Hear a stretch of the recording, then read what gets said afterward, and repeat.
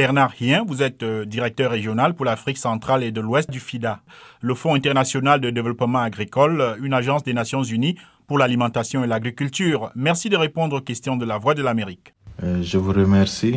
Vous participez du 2 au 6 septembre à Kigali au Rwanda au Forum des systèmes alimentaires africains. Quel est l'intérêt d'un tel forum et qu'est-ce qu'il faut en attendre? Le Forum africain sur les systèmes alimentaires, c'est un rendez-vous annuel que tous les acteurs du système alimentaire prennent pour se retrouver dans un pays donné afin de pouvoir échanger, et de pouvoir partager les leçons, de pouvoir échanger sur l'état de la sécurité alimentaire et de la nutrition au niveau du continent.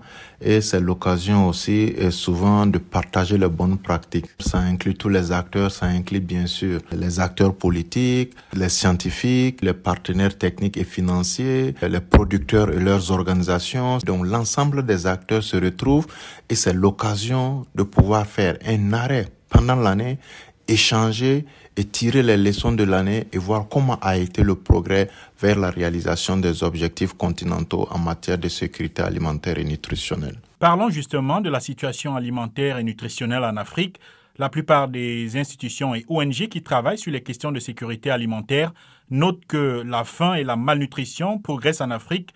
Quel est le constat du FIDA? Il y a eu 5 organisations onusiennes, y compris le Fonds international de développement agricole FIDA, qui ont publié récemment l'état de la sécurité alimentaire et nutritionnelle dans le monde. C'est un rapport annuel qui est publié chaque année. Et donc, il faut noter que pour cette année, en Afrique, 20% de la population est touchée par la faim. Donc 20%, c'est de l'ordre de 300 millions de personnes qui sont touchées par la faim. Et quand on regarde cela, on note qu'à travers le monde, au cours de la dernière année, la faim s'est stabilisée un peu en Amérique latine, en Asie, mais en Afrique, par contre, elle a augmenté, notamment en Afrique de l'Ouest et en Afrique centrale. Et donc, c'est une situation qui mérite de l'attention, notamment au niveau des politiques et au niveau des investissements. On parle de la faim en Afrique, pourtant le continent dispose de nombreuses terres cultivables et d'une population parmi les plus jeunes au monde. Qu'est-ce qui fait problème? En effet, le potentiel africain, il est énorme. En plus de la ressource terre, en plus de l'eau, il y a même le potentiel jeune. Quand vous prenez l'Afrique de l'Ouest, 65% de la population a moins de 25 ans. Donc ça, c'est un potentiel, c'est une énergie dormante que nous manquons de transformer en opportunité pour notamment transformer l'agriculture, transformer nos systèmes alimentaires. Mais le problème, il est plus profond que là. Il est parfois structurel. Quand vous prenez par exemple, beaucoup de pays en Afrique sont dans des situations, des contextes de fragilité. Il y a plusieurs déterminants à la fragilité. Ça peut être l'extrême pauvreté, ça peut être les crises, ça peut être les inégalités, ça peut être les questions environnementales, climatiques, ainsi de suite. Donc il y a plusieurs déterminants. Aujourd'hui, vous avez plus de 20 millions de personnes déplacées internes. Donc ces personnes abandonnent tout dans leur localité, dans leur milieu ruraux, se déplacent vers d'autres localités, ils n'ont plus de moyens d'existence, plus de moyens de production et cela affecte aussi donc la sécurité alimentaire. Le troisième élément, c'est au niveau climatique. Les 5 pays les plus vulnérables au changement climatique se retrouvent en Afrique. Ça affecte la capacité productive, ça affecte la productivité avec des incidences sur la sécurité alimentaire et nutritionnelle. Autre aspect, c'est le ralentissement économique qu'on a connu pendant la période du Covid. La plupart de nos pays étaient donc dans des situations négatives. Seulement à partir de 2021-2022, les pays ont commencé à se relever et donc cela ne leur a pas permis de consacrer davantage d'investissements au secteur agricole parce qu'il y avait des besoins d'urgence, des besoins immédiats à adresser. À côté de ces facteurs, on peut dire que pendant des années, le secteur agricole n'a pas connu assez d'investissements et cela a pu aussi expliquer toutes ces situations qui s'est accumulées d'une année à une autre. Du fait du conflit russo-ukrainien, l'on a noté des pénuries et des hausses de prix du blé dans plusieurs pays africains qui dépendaient en partie de ces pays pour s'approvisionner. Les pays africains ont-ils, selon vous, tiré les conséquences de cette crise sur leur sécurité alimentaire? Je pense que oui, d'une façon ou d'une autre. Je pense que cette crise a été un facteur déclencheur en Afrique et a permis aussi aux décideurs politiques africains de prendre conscience et de reconnaître qu'ils ne peuvent pas permanemment se reposer sur les importations. On commence à voir déjà des initiatives transformatrices au niveau du blé en Éthiopie. On commence à le voir au niveau du Nigeria. Et en plus de ça, plusieurs pays sont en train de travailler donc à réduire ces importations et à booster la production locale des denrées qui étaient les plus importées. Au niveau du pain, dans plusieurs pays, on voit qu'ils sont en train de travailler à pouvoir intégrer le manioc, donc un produit de base, donc dans la production du pain. Donc voici autant d'initiatives que les pays africains sont en train de prendre.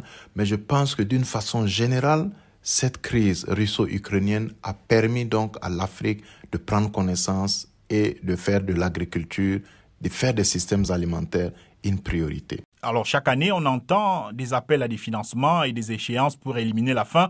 Que reste-t-il réellement à faire pour éliminer la faim et la malnutrition? Il faut innover, ensuite il faut accélérer et ensuite il faut passer à l'échelle en tenant compte des contraintes qui sont là telles que le changement climatique, mais aussi en tirant parti des potentialités dans les solutions digitales. Donc ça, c'est une approche qui peut permettre à l'Afrique donc de faire le saut de grenier escompté pour la transformation des systèmes alimentaires. Bien sûr, il faut accélérer, accroître l'investissement dans les systèmes alimentaires, mais aussi travailler à disposer de politiques adéquates. Les cadres législatifs, donc les cadres réglementaires, tout ceci doivent permettre d'attirer le secteur privé et de permettre ce saut de grenier.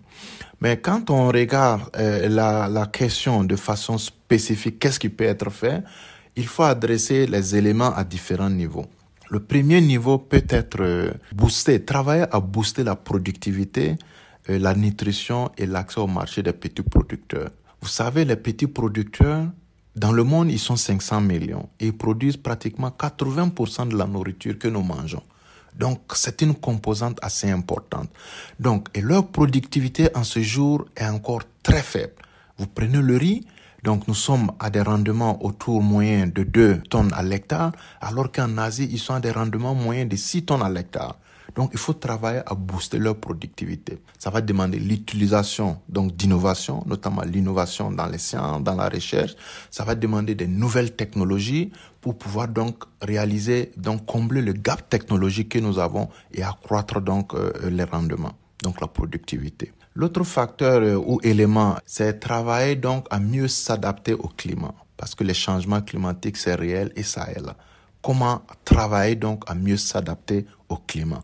Donc ça va être par exemple l'utilisation donc de variétés tolérantes à la sécheresse, ça va être tout ce qui est système d'alerte précoce, ça va être donc la restauration des écosystèmes, ainsi de suite. Le troisième élément, ça peut être bâtir sur les systèmes alimentaires pour promouvoir des entreprises, des petites et moyennes entreprises. Promouvoir des entreprises jeunes dans les différents segments des chaînes de valeur, ça va être un élément catalyseur, un élément transformateur, aussi bien en amont qu'en aval donc de la production, y compris même les services, la fourniture des services donc pour la transformation des systèmes alimentaires. L'autre élément, ça peut être l'investissement dans les infrastructures.